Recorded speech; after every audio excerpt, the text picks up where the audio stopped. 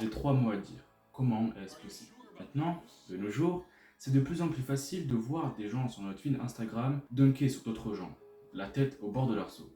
Et même voir d'autres gens voler littéralement. Comment ces personnes peuvent-elles sauter aussi haut? Qu'est-ce qu'ils ont que toi tu n'as pas? Heureusement pour vous, je vais vous expliquer aujourd'hui comment est-ce que ces personnes arrivent à sauter aussi haut, grâce à divers secrets NBA.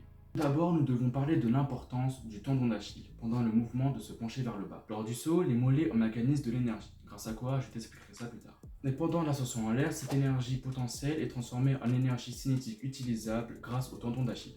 Donc pour sauter plus haut, il faut renforcer ce tendon d'Achille pour que ce tendon puisse libérer autant d'énergie qu'il le peut. Afin d'avoir des tendons d'Achille forts, je te conseillerais de faire 100 sauts en pogo par jambe, des sprints et des sauts en côte en se concentrant sur la poussée des orteils en montant la colline, si t'en as une, mais tu peux aussi faire des élévations de mollets sur une seule jambe, et enfin, les sauts d'une jambe en se concentrant à nouveau sur la poussée des orteils pour une activation supplémentaire du talon d'Achille.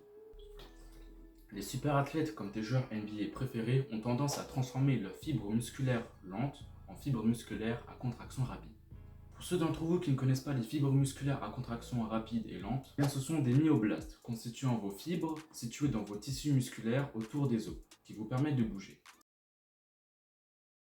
Plus vous avez des fibres musculaires à contraction rapide, plus vos muscles seront explosifs. Car ces fibres musculaires rapides créent et libèrent de la force qui sont très utiles pour des mouvements dynamiques et explosifs, comme le saut ou le sprint par exemple. Mais cela ne signifie pas que les fibres musculaires à contraction lente sont complètement inutiles. Les fibres lentes seront toujours utiles car elles économisent plus d'énergie en raison de leur moindre utilisation en force. Elles seront donc utiles pour des actions modérées. Les personnes qui peuvent sauter incroyablement haut ou des joueurs NBA ont généralement une répartition de 80-20 de leurs fibres musculaires rapides. Ils y parviennent en s'entraînant avec des méthodes extrêmement explosives et non orthodoxes. Donc oui, il faut s'entraîner comme des tarés pour avoir ça.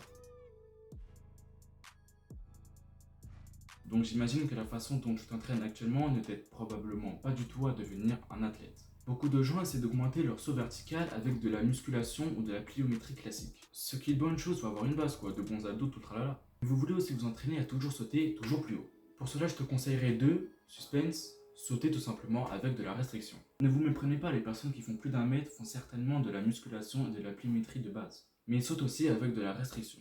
Sauter simplement et essayer d'atteindre un objectif hors de portée est l'un des meilleurs moyens d'augmenter votre détente. Vous pourrez aussi faire des sauts assis ou des sauts assis à la claquette, où vous touchez vos orteils pendant le saut. Donc si tu ou vous êtes un peu perdu par les exos à faire, ne t'inquiète pas. Plus tard, j'envisage de faire une vidéo sur tout ça. Une autre chose que font souvent les super athlètes pour augmenter leur détente, c'est le sprint. L'entraînement au sprint est l'un des meilleurs moyens d'augmenter votre saut vertical, parce qu'il permet d'activer toutes les fibres musculaires rapides dont vous avez besoin. Puisqu'en effet le sprint est un mouvement rapide et dynamique, il vous oblige à transformer vos fibres lentes en fibres rapides avec le temps. Mais aussi vos entraînements peuvent être effectués avec des poids supplémentaires, mais faites-le dès lors que ces entraînements seront devenus faciles pour vous. Et la prochaine chose à comprendre pour avoir une détente incroyable, c'est de regarder ma dernière vidéo, qui va compléter tout ce que j'ai dit aujourd'hui pour devenir un vrai super athlète.